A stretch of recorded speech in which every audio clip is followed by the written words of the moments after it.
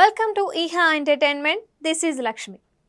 Shine Tom Chacko గత కొన్నేళ్లలో తెలుగు ప్రేక్షకులను బాగా ఆకర్షించిన మలయాళ నటుడు.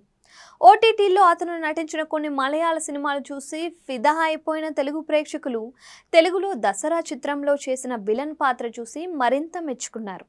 దీంతో అతడికి తెలుగులో అవకాశాలు వరుసగా తలుపు తట్టాయి. తక్కువ సమయంలోనే తెలుగులో దేవరా, రాబిన్ హుడ్ సహా పలు చిత్రాలు చేశాడు. సైకో టైపు క్యారెక్టర్లను పండించడంలో అతని నైపుణ్యమే వేరు. అయితే టామ్ చాకోలో ఎంత టాలెంట్ ఉండి ఏం లాభం? క్యారెక్టర్ పరంగా అతడి మీద చాలా మరకలున్నాయి.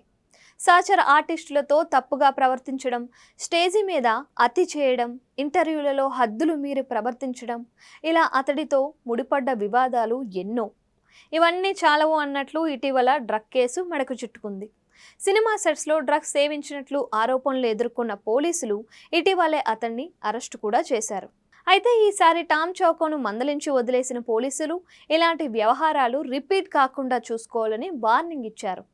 కానీ టామ్ చాకో మీద విమర్శలు, ఆరోపణలు మాత్రం అస్సలు ఆగటం లేదు.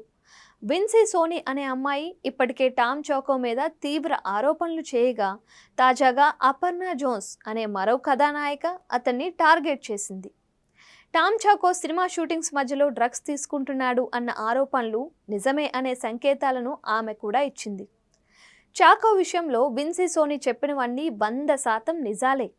అతడు సెట్లో ఎప్పుడూ ఒక తెల్లటి పొడిని తింటూ ఉండేవాడు. ఎటువంటి ఆధారాలు లేకుండా అది డ్రగ్స్ అని చెప్పలేను, ఎందుకంటే అది గ్లూకోజ్ కూడా కావచ్చు. అయితే అతని ప్రవర్తన గురించి మాత్రం ఖచ్చితంగా చెప్పగలను. చాలా అసభ్యకరంగా ఉండేది. ఎప్పుడూ సెట్లో తిరుగుతూనే ఉంటాడు. అనవసరమైన విషయాల గురించి మాట్లాడుతూ ఉంటాడు.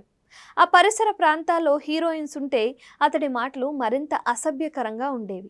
నాకు కూడా అతడి ప్రవర్తన అసౌకర్యం కలిగించింది. వెంటనే అక్కడి సిబ్బందికి చెప్పాను.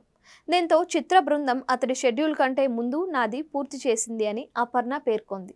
ఇలా రోజుకో ఆరోపణ బయటకు వస్తూ ఉండడంతో టామ్ చాకో లీలలు అన్నీ ఇన్ని కావని సోషల్ మీడియాలో చర్చించుకుంటున్నారు. ఈ ఆరోపణలు అతడి కెరీర్ మీద ప్రతికూల ప్రభావం చూపేలా ఉన్నాయి. తెలుగులో కూడా ఇకపై అవకాశాలు రావడం కష్టమేనేమో.